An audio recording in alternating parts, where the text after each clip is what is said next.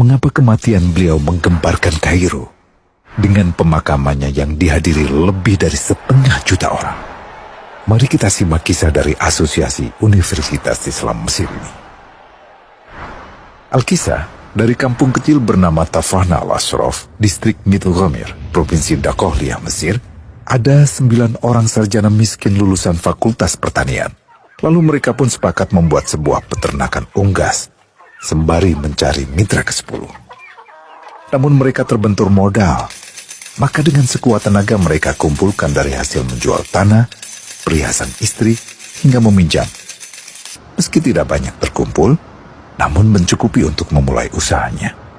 Pertanyaan tersisa, siapa mitra yang ke-10? Insinyur Solah, satu dari mereka pun berkata, "Aku sudah menemukan mitra yang ke-10. Siapa?" kata teman-temannya. "Allah," lanjutnya. "Allah akan menjadi mitra usaha kita yang ke-10. Allah akan mendapat 10% dari keuntungan kita.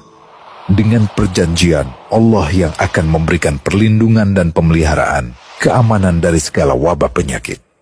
Akhirnya mereka pun sepakat.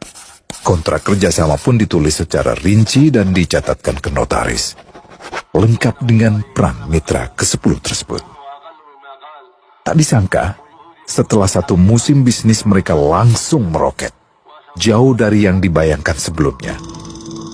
Lalu mereka pun kembali bersepakat menambah jatah keuntungan mitra ke-10 menjadi 20% di musim kedua, dan begitu seterusnya hingga mencapai 50%.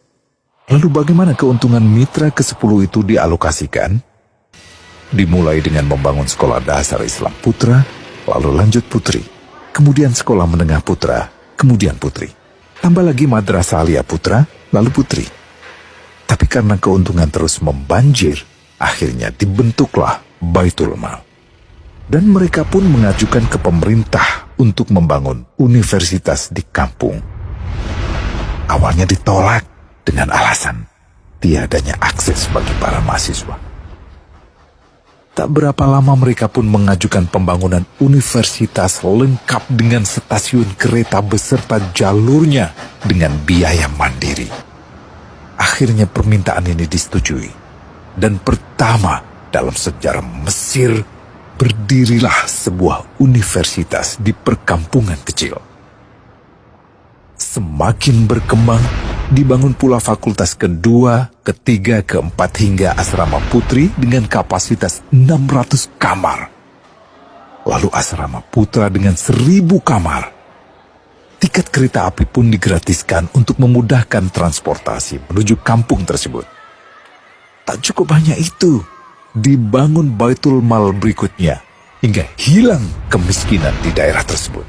Dan program ini diduplikasi ke kampung-kampung lain hingga bisa dikatakan tak ada kampung yang disinggahi Insinyur Solah kecuali akan dibangun Baitul Mal untuk warga.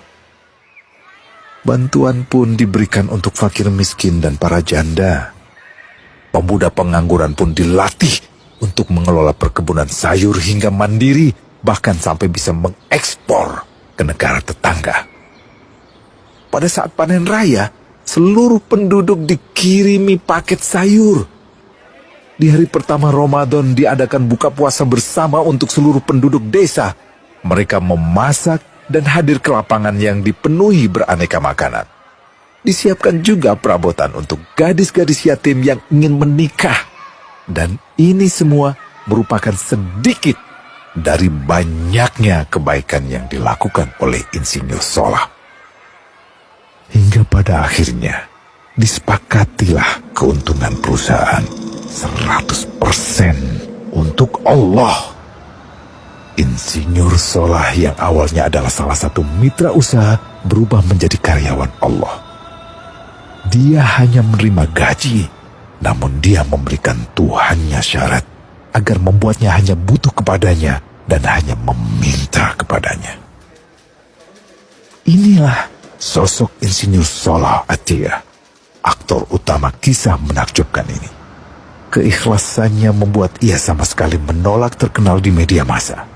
Dan kini, meski orang yang melibatkan Allah ke dalam bisnisnya ini telah wafat, terbayang seluruh amal jariahnya yang selalu mengalir untuknya.